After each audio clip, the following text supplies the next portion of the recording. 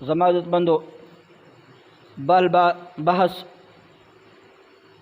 چې قرآن مجید ولا تفسیر ما اخذ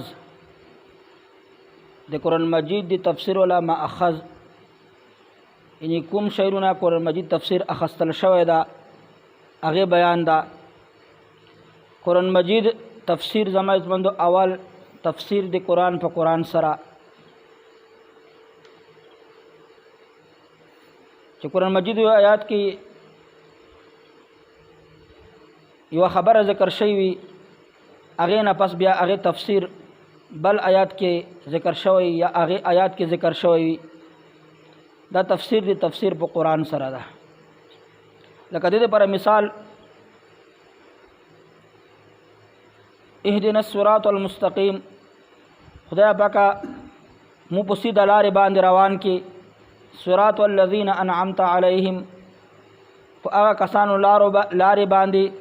چې کومو کسانو باندې تا انعام کړی دا. اوس الله تعالی په کومو کسانو باندې انعام کړی دلته کې ذکر نشته خو پنځمې سپارې ته چې لاړ شي بیا هلته کې دا ذکر ده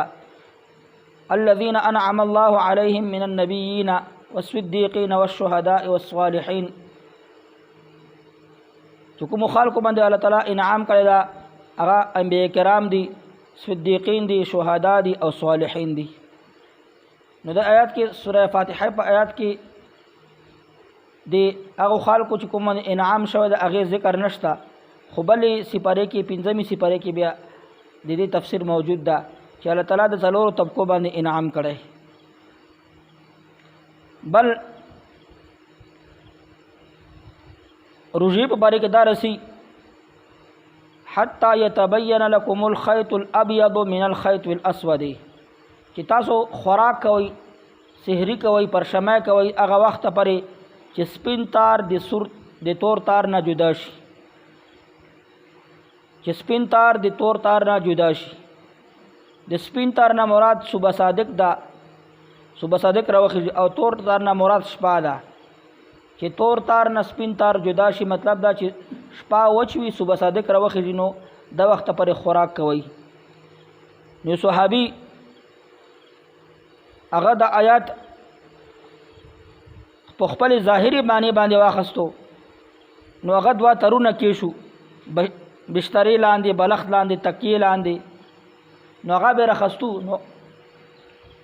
مطلب تیاره چې وي کوټې کې سړی وي نو کافي وخت پرې سپین تار او تور تار سړی جدا کوای نشي تیارې کې رڼا نه بغیر لیټ نه بغیر پته نه لګي نو خو مطلب سبای رختلی کافي ټیم پر تیاره وي پته نه لګي سړی ته ان چې بل پی رڼا وي دیوا وي بیا پته لګي. نو هغه صحابي دا خبره ظاهر تر باندې واخسته او نو وخت پر خوراک کولو به نبی صلی الله علیه وسلم د دې خبره پته ولګي نبی صلی الله علیه وسلم ته دینه مراد صبح صادق ده صبح صادق راوخیږي سپین تار نه مراد صبح صادق ده او تور تار نه مراد شپه ده. نو به دا ټکی نازل شو وکلوا واشربوا حتى يتبين لكم الخيط الابيض من الخيط الاسود چې سپین تار ظاهر شي د تور تار نه من الفجر یعنی سبعی ولا سپین تار. نو دا من الفجر ټکی بیا ورستو نازل شو اول من الفجر ټکی نه و نازل شوی. من الفجر ټکی د تفسیر وکړلو چې دا سپین تار نه مراد صبح صادق ده او د تور تار نه مراد د شپه ده. من الفجر ټکی سره د دې آیات ولا او د دې جملې تفسیر وشو. دویم نمبر تفسیر دی حدیث یعنی تفسیر دی قرآن په حدیث سره چې قرآن مجید یو آیات تا هغه تفسیر نبی علیہ الصلوۃ والسلام کړی وي نو دا تفسیر دویم نمبر درجه ده. لکه دې لپاره مثال علماء بیانوي الله تعالی فرمای الذين آمنوا ولم يلبسوا ایمانهم بظلم اولئک لهم الامن کسان چې هغوی ایمان راوړی دي او خپل ایمان په ظلم سره ګډ کړی نه وي یعنی خپل ایمان سره ظلم شریک کړی نه وي نو دو خلکو دپاره امن ده په آخرت کې. نو صحابه په دې آیت باندې ډېر خفا شو چې موږ داسې کاس نشته چې هغه نه ظلم نه شوی ګناه ترې نه شي. نبی صلی الله علیه وسلم ته فرمایل دي نه مراد ظلم نه مراد شرک ده چې کسان چې ایمان راوړل او شرک نه کړي خپل ایمان سره شرک چې دا غټ کړي نه دو خلکو د پر امن ده. نو آیات کې ظلم راغلو او پیغمبر د ظلم تشریح او شرک سره وکړه. دا دویم نمبر. دریم نمبر تفسیر هغه په قول د صحابي سره، چې صحابي یو خبره وکي یو آیات تفسیر بیان کی، دا دریم نمبر درجه ده. ځکه چې صحابي پیغمبر صلی الله علیه وسلم سره موجودو څو وخت قرآن نازلېدو، جبرئیل صلی الله علیه وسلم پیغمبر ته راتلو، صحابه موجودو، نو هغه به تفسیر د قرآن نه ډېر خبر وي.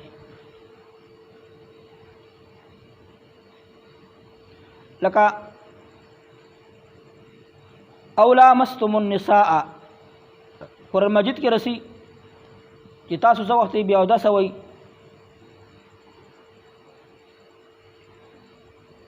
يا أيها الذين آمنوا إذا قمتم إلى الصلاة فاغسلوا وجوهكم وأيديكم إلى المرافق وامسحوا برؤوسكم وأرجلكم إلى الكعبين وإن كنتم جنبا فاطهروا وإن كنتم مرضى أو على سفر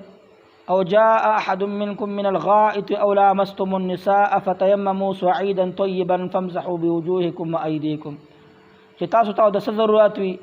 یا تاسو او د سماعت نه راغلي وي، بیتروم نه راغلی وي، یا تاسو ښځه ټچ کړي وي، نو اوس ښځه ټچ کول، ښځې سره لاس لګول، دا ظاهري معنا ده. او معنا مراد چې دلته کې د هغې نه مراد جما ده، چې ښځې سره سړی صحبت وکړي. نو صحاباو په دور کې عبدالله بن عباس رضی الله تعالی عنه د دې معنا دا کړې ده چې او لامستم النساء، چې ښځې سره لاس ولګوي، دې سره اودس نه ماتېږي. چې څو وخت سړی صحبت وکړي بیا سړي ته د اوبو ضرورت وي، که اوبه نه وي بیا تیمم وایه. نو او لامستم النساء تفسیر صحابي کوي او جامعتم سره، چې تاسو څو وخت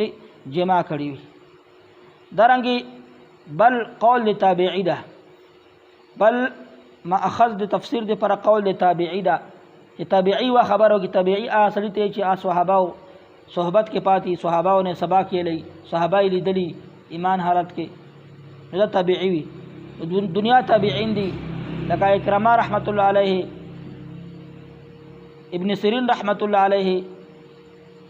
دارنګه قتاده رحمت الله علیه، دا تابعین دي، لوی تابعین دي. نو دو دي صحاباو نه تفسیر زده کړی ده، دا چې وا خبره وکي نو دا په تفسیر کې یو مستقل دلیل ګڼلی شي. او بل تفسیر د قرآن په لغت سره، چې کله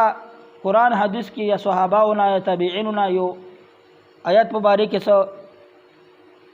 خبره نقل نه وي، نو مفسرین تفسیر د قرآن په لغت سره کوي، چې عربو په لغت کې دا ټکي دغه معنا ده. او کله کله صحاباونا نقل وي، خو صحاباو په منځ کې اختلاف هغې مسلې په باره کې، نو مفسرین بیا خپل تایید دپاره لغت پیش کوي، چې لغت کې دا ټکي دغه معنا ده، عربی په ژبه کې دغه ټکي دغه معنا ده، بیا هغه ذکر کوي. او بل اخیری درجه تفسیر د قرآن په اجتهاد سره، خدا د هر سړي کار نه ده چې صرف دوا کتابونه یلی یا مثال کې اردو ترجمه کتلی بیا قرآن کې خپل رائے پیش کوي، نه، د دې پر مضبوط علم ضرورت ده، چې څومره علوم قرآن د پر ضروری دي، علم تفسیر، علم حدیث، علم قاعد، علم منطق، علم صرف، علم نحو، علم اصول، دا څومره علوم دي چې هغه په مدارسو کې لشي، هغې باندې وتا هغه سړي ته چې کوم تفسیر بالرای کوي، په اجتهاد سره کوي، د ټولو علومو باندې به ته عبور حاصل وي، دا علوم به ته ټول یاد وي، ټول علوم چې څومره دي ضروري دا ټول به ته یاد وي. هغې نه پس به دا تفسیر د قرآن والا کولی شي خپل رای سره. هر سړي والا دا کار نه ده چې خپل رای په قرآن کې استعمال کړي. مجتهدین لکه امام ابو حنیفه رحمت الله علیه یو آیات والا تفسیر وکړي، نو به منو ځکه چې هغه مجتهد و. امام شافعي رحمت الله علیه یو آیت تفسیر وکړي، قرآن حدیث کې خو نشته وي، امام شافعي رحمت الله چونکې مجتهد و، هغه یو آیات تفسیر وکړي، نو به منو. بل باس چې حکم د اسرائیلیاتو څه ده، اسرائیلیات دا خبرې دي چې قرآن حدیث کې نشته.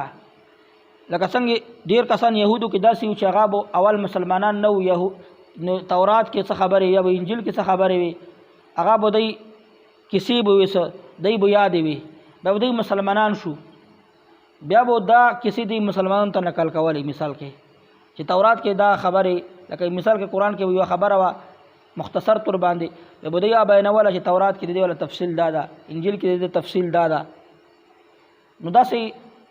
خبرې ته اسرائیلیات یې شي چې اسلام د دې طریقې سره راغلی دي چې اول کې یهودیان یا نصورا دا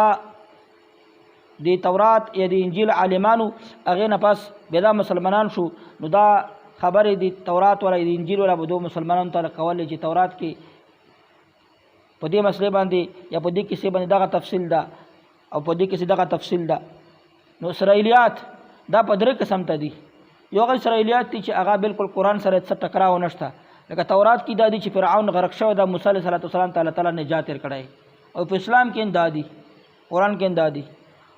دا اسرائیلیات به مو منو دا بالکل قابل قبول دي چې قرآن حدیث سره څه ټکراو نه بل هغه اسرائیلیات دي چې هغه قرآن او حدیث سره ټکراو دي لکه قرآن کې او حدیثونه دا خبره او د اجماع نه د مسلمانانو تمام مسلمانانو په دې خبره اتفاق ده چې تمام انبیاء کرام د ګناه نه محفوظ دي په اسرائیلیاتو کې دا دي چې داود علیه السلام مثال کې یو ښځې سره نکاح کړی هغه جرنیل ولا ښځه وه بیا د جهاد ته ستولی او بیا هغه سړی جهاد کې شهید شو داود علیه السلام دا غوښتو چې د سړی مړ شي ځکه جهاد ته ستولو بیا ښځې سره نکاح دا خبره اوس درویغ ده د اسرائیلیاتو خبره ده دا خبره به تاسو شاید اورېدلي چا نه نو دا خبره درویغ ده ځکه داود علیه السلام پیغمبر او پیغمبر داسې کار نه کوي چې څوک مړ کړي بیا هغې نه پس هغې ښځې سره نکاح کوي دا اسرائیلیات به مونږ نه منو دریم هغه دي چې هغه کې پاته نه لګي چې دا به صحیح وي که نه به وي صحیح چې دا خبره به صحیح قرآن سره ټکراو نشته حدیث سره ټکراو نشته او نه مکمل مثال کې غلطه خبره ده نو موږ به هغې والا څه کوو نه به تصدیق کوو نه به تکذیب کوو موږ باقي خاموشي اختیارو چې والا لم دې صحیح ده که نه ده صحیح نو درې قسم ته اسرائیلیات دي نو اول هغه قسم چې هغه قرآن سره ټکراو نه وي حدیث سره ټکراو نه وي هغه به منو دویم هغه قسم چې مکمل تضاد قرآن حدیث سره هغه به نه منو دریم هغه چې ټکراو نه وي څه موافق هم نه وي ټکراو سره نه وي خو موافق ورسره هم نه وي قرآن حدیث سره نو کې به موږ توقف کوو نبی رسول الله چې لا نصدقو ولا نکذب نه به تصدیق کوو نه به تکذیب کوو نو دا څه بحثونه د تفسیر متعلق ان شاء الله سبا نه به سوره فاتحه شروع کوو کوم کسان زده کول غواړي نو قرآن مجید ځان سره راخلی یو قرآن مجید دلته کې 16 17 16 چاپ علامات راخلی نو ماشاءالله کسان خو کثیر تعداد باندې ناستي کوشش کوئ چې روزانه داسې کینئ چې تاسو جذبه به مو مطالعه خاطیاټ کوو او که تاسو جذبه ختمېږي به مو مطالعه کمزوري کېږي به لفظي ترجمه کوو چې تاسو جذبه یې تاسو ناست نو مطلب تفسیر به بیانوو تفسیر سره کومې مسالې وي هغه به سره بیانوو انشاءالله مسم رو پر وخه کېږي انشاءالله الله به مسم ښه کړي او تاسو جذبې سره کینئ شوق سره کینئ تفسیر د قرآن زموږ د ډېر لوی برکت والا شی ده د الله کتاب ده الله سره چې کوم شي تعلق وي هغه برکتي ده او قرآن سره چې کوم شي تعلق وي هغه برکتي ده کوم شي تعلق هم قرآن سره راغلو تاسو ګورئ کپڑا وګورئ کپڑے تعلق قرآن سره راشي نو کپڑا به مو همو کپړو کې نه کېدو صفای ستو قرآن جمع کوم وي دا یټه ده لکه باتروم کې وایو نو مطلب ده چې مو به چپلو سره پخاتای حفاظت مو بنه کولای قدر مو بنه خو د جمعات کې دا یټه ولګي دا مربل ولګي دا اوس قیمتي شو الله کور سره تعلق راغلو نو الله سره چې شي ولا هم تعلق رسی نو شای برکت کیږي الله تعالی دې خبر متعامل کولو توفیق نصیب کړي واخر دعوانا الحمدلله رب العالمین